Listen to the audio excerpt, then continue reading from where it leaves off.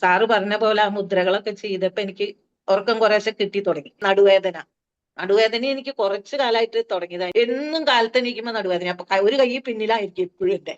അപ്പൊ എനിക്കിപ്പൊ നടുവേദന ഒട്ടുമില്ല.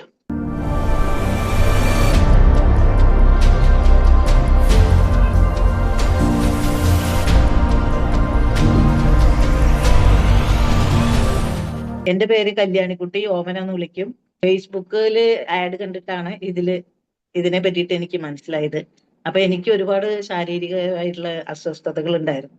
മുട്ടുവേദന, നടുവേദന, ഉറക്കം ഒട്ടുമില്ലായ, പിന്നെ BP, ബോർഡർ ലൈനിൽ ഷുഗർ, പിന്നെ തൈറോയിഡ്, അങ്ങനെയുള്ള ഒരുപാട് അസുഖങ്ങൾ ഉണ്ടായിരുന്നു.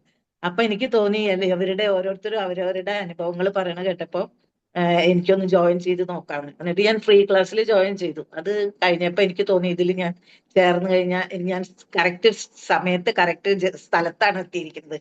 അപ്പൊ അത് കാരണം കൊണ്ട് ഞാൻ ജോയിൻ ചെയ്യാൻ തീരുമാനിച്ചു. അത് ജോയിൻ ചെയ്ത് കുറച്ച് ദിവസമൊക്കെ സാറ് പറഞ്ഞ പോലെ ആ മുദ്രകളൊക്കെ ചെയ്തപ്പോ എനിക്ക് ഉറക്കം കുറേശ്ശെ കിട്ടി തുടങ്ങി. അത് കഴിഞ്ഞ് കുറച്ച് ദിവസം കൂടെ കഴിഞ്ഞപ്പോ മുദ്ര ഒന്നും ചെയ്യേണ്ട ആവശ്യമില്ല എനിക്ക്. 10:30 എന്നുണ്ടെങ്കിൽ ലൈറ്റ് ഓഫ് ചെയ്ത് കഴിഞ്ഞാൽ ഉറക്കായി. പിന്നെ 4:30 ഈ ക്ലാസ്സിന് ചേരാനേ ഞാൻ എണീക്കുള്ളൂ. അതിനു മുന്നേ എങ്ങനെയാന്നുണ്ടെങ്കിൽ 4 പ്രാവശ്യം 5 പ്രാവശ്യമൊക്കെ ബാത്റൂമിൽ പോകണം. ഉറക്കം വരില്ല. അങ്ങനെ എനിക്ക് പോയിക്കൊണ്ടിരിക്കും 4-5 പ്രാവശ്യം. പക്ഷെ ഇതിന് ശേഷം ഞാൻ ഒരിക്കലും എണീറ്റിട്ടേ ഇല്ല. ശരിക്ക് 10:30 കിടന്നാൽ 4:30 എണീക്കുള്ളൂ. അപ്പൊ അങ്ങനെ എനിക്ക് ഉറക്കം, ഉച്ചക്ക് കിടന്ന് വൈകുന്നേരം രാത്രി ഉറക്കം കിട്ടില്ല. പക്ഷെ ഇപ്പൊ ഉച്ചക്ക് കിടന്ന് ഉറങ്ങിയാൽ രാത്രി എനിക്ക് ഉറക്കം കിട്ടും. അതുപോലെ നടുവേദന എനിക്ക് കുറച്ചു കാലമായിട്ട് തുടങ്ങിയതാണ്. എന്നും കാലത്ത് എണീക്കുമ്പോ നടുവേദന. അപ്പൊ ഒരു കൈ പിന്നിലായിരിക്കും എപ്പോഴും എന്റെ.